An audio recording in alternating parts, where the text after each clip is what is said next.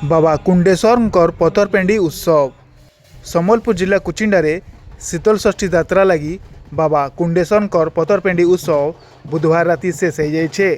कुचिंडार अंचल भिन्न भिन्न यात्रा कमिटी आड़ू पारंपरिक रीतिनीति हिसाब से पथरपेंडी कार्यक्रम संपन्न हो जाए। कुचिंडार बाबा कुंडेश्वर, बाबा झाड़ेश्वर, बाबा मुक्तेश्वर बिहार लगी माता पार्वती सांगे पथरपेंडी उत्सव संपन्न होइछे। बाबा कुंडेश्वर मंदिर नु बजा गजा कीर्तन नाच गीत धरी शह शह संख्या ने सुसज्जित गाड़ी बर पक्ष बाहरी कन्या पक्ष घर के जाइथिले। सेठाने उभय पक्ष भितरे पारंपरिक आलोचना संगे मंत्रोच्चारण पर पथरपेंडी उत्सव संपन्न होइतिला। मोर ना नरेश चंद्र पटेल, मोर सहधर्मिणी ना मीना पटेल। आज बाबा कुंडेश्वर पथरपेंडी उत्सव थिला। आ बाबा कुंडेश्वर जगत जननी माता पार्वती आज पथरपेंडी है। आमे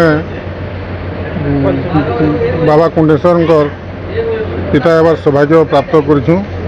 से आम मानसपत्र हिसाब से आम आज माता पार्वती सहित पंचमुखी छक निकटस्थ उदय महापात्र घरे पथरपेंडी संपन्न कराला। आमर यहाँ गोटे आशा बहुत दिन थिला सौभाग्य प्राप्त होगा लगे से आशा सफल हो।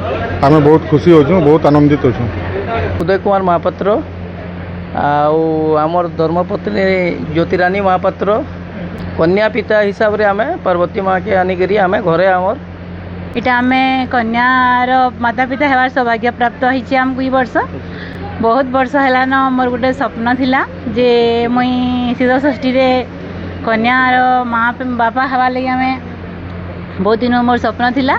मुई देले क्लास 5 रे पढ़ुथिली सेते बेले मैं भाबीली जे टीचर हेमी आ माँ पार्वती को मुई बाहा करमी बोल करी, किंतु एते दिन नहीं हो पाला।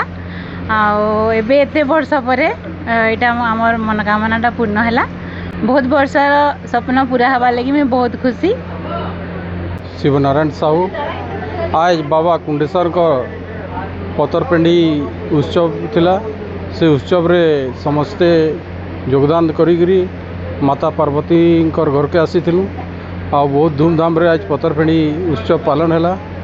ये उत्सव रे आमे योगदान करि पारथिबारु आमे निज के निज बहुत धन्यवाद मन करूछु। मोर ना नवीन होता, बाबा कुंडेश्वर मंदिर कमिटी सभापति। आज आमे कुंडेश्वर मंदिर रु पथरपेंडी पे बाहरी थिलु। बहुत धूमधाम रे पालन है। आमे आइथिलु कन्या पिता घर को। कन्या पिता घर रे पथरपेंडी निर्बंध समापन करदिलु। एई आमर उत्सव रे शह शह श्रद्धालु भक्त जोग देगिरी आज ताकर घर के आइथिलु। आमे बर पिता हिसाब रे नरेश कुमार पटेल और सहधर्मिणी एवं कन्या पिता हिसाब रे उदय महापात्र और तांको सहधर्मिणी। आगामी दिन रे एमती तामने चली उत्सवटी। काली आमे बाबा को लेकिन घर को आसबू बरयात्री। तापर पर दिन आमे एठू नगर भ्रमण करी आमे मंदिर रे ये करू बहुत धूमधाम रे पालित होबो। एनु समस्त को निवेदन आपण मानकू जे आसिक आमर शिव पार्वती बाहागर रे समस्ते जोग देई भगवान आशीर्वाद नेबे आ निजको धन्य मन करेंगे।